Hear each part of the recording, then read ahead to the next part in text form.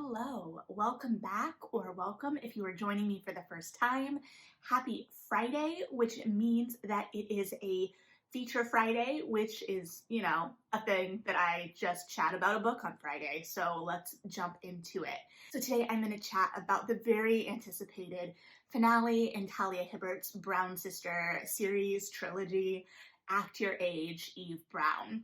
So this follows Eve, our youngest Brown sister, as she has kind of messed up her foray into wedding planning. She's planned this wedding for a friend, and she does spectacularly until she releases all of the doves that were supposed to be released as part of the ceremony because their handler had not fed them to prevent them from pooping on the wedding, and she did not like that. So she's kind of decided that wedding planning is no longer her thing because of this, and her parents aren't super happy about her continued lack of direction and give her an ultimatum of finding a job for a steady year or she's cut off. And Eve recognizes this is a reasonable request at this point in her life, but is also upset at the disappointment she senses from her parents and goes on a drive to kind of clear her head. And this takes her to, I believe, the Lake District, where she kind of happens upon this bed and breakfast that is in serious need of a cook for an upcoming gingerbread festival. And the proprietor has been unsuccessfully interviewing, and Eve happens upon this interview and does not make a great first impression on Jacob, but he's in a tough spot, and his best friend Mont convinces him that, this may be your only chance. You're gonna just kind of have to get over it. So they go to chase after Eve to offer her this job, and Eve promptly runs Jacob over with her car. So she somehow still manages to get the job, and thus Jacob and Eve are both in this bed and breakfast as Jacob recovers from getting run over by a car, and Eve attempts to both do her job well and make up for running Jacob over with a car. So this book has a lot going on, and it has the really signature Talia Hibbert warmth and humor and depth that we've come to expect from these Brown sister books.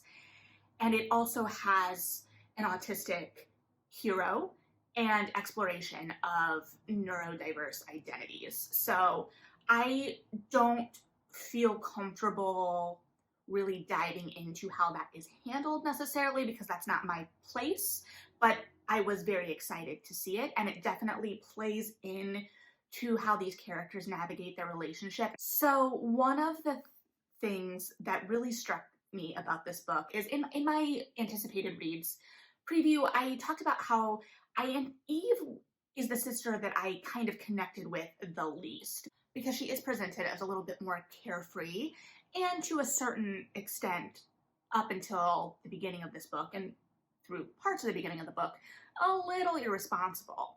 But Talia Hibbert does this thing that when romance authors can pull this off is just so good. And the last time I really clocked this was in Alyssa Cole's A Duke by Default with the heroine Portia, who I was kind of lukewarm about in the first book, and by her book, that is still my favorite in that series. So this ability to take a character you don't think you're going to connect with, or at least I didn't think I was going to connect with as strongly. I knew I was still going to enjoy her story.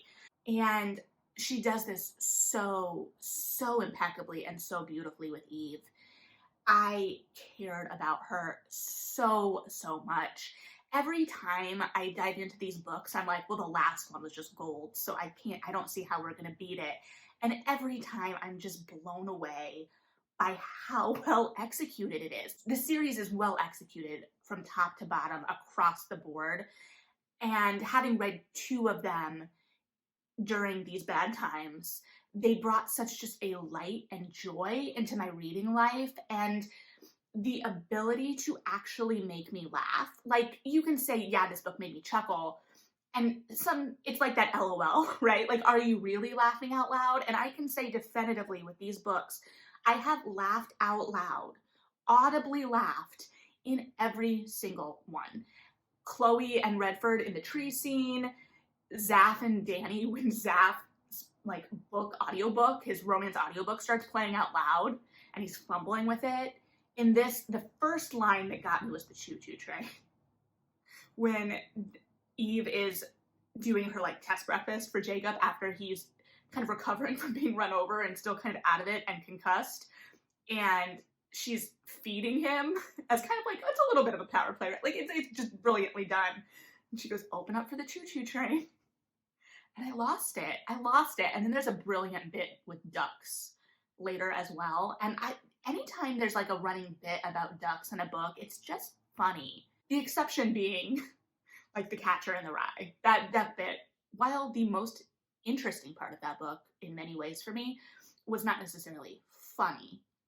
But still, it was an utter joy. And the humor in this is so important, I think, on so many levels. One, it just sets such a specific tone. The entire series has it. But also each sister manages her own voice and style and color of humor within the umbrella of this series and this family's style of humor. It's the kind of detail that just matters. And in this book in particular, the humor is very important in both giving us some levity and playfulness, and then managing to really stick the knife in with the emotional bits, right? Because Eve is finding herself in this narrative and coming to terms with herself and how she navigates the world, how she's going to navigate this relationship. Because, I mean, it's a romance. I don't feel like that's a spoiler alert. So there's a certain amount, obviously, of finding her own voice and letting her own voice be okay. There's a running bit throughout the book of her misusing words. And it's played to comedic effect a little bit, but it's also just established. And part of us seeing Eve and Jacob's relationship is that he just runs with it. And he doesn't like correct her or attempt to make her feel stupid for misusing a word. He knows what she means and he's gonna go with it. And it really, I think, is part of the greater communication of the book, because this book does have such good communication between our two main characters, or that's what we're striving toward. There is still a major miscommunication late in the book that didn't annoy me the way it usually does, because it was so rooted in the characters, how I knew the characters would emotionally react to certain situations. So that's neither here nor there. I'll get back to that. But the humor. So being able to balance this humor and this heart and this lightheartedness with deep emotional moments where both Eve and Jacob can open up to each other, can communicate, can express their fears and things that have held them back in the past. Like one of the things that Jacob explores is his intensity and how in the past that has been seen as a bad thing in relationships. And Eve never judges it and might tease him about it, but always in a very loving way. And he always knows that. It's never a question of the intention of the words there.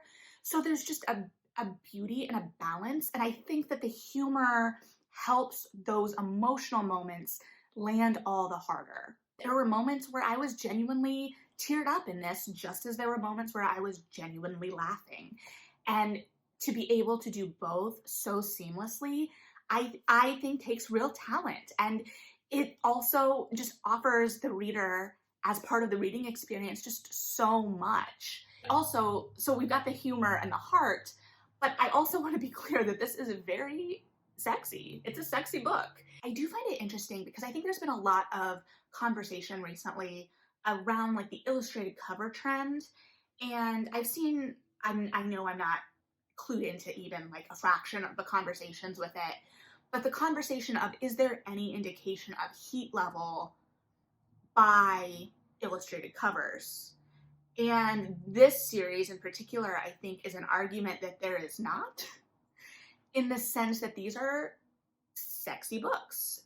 And again, the communication plays into part of that. And I think the humor and the heart on both sides also feed into that. It's able to open up all of these facets of these characters' lives.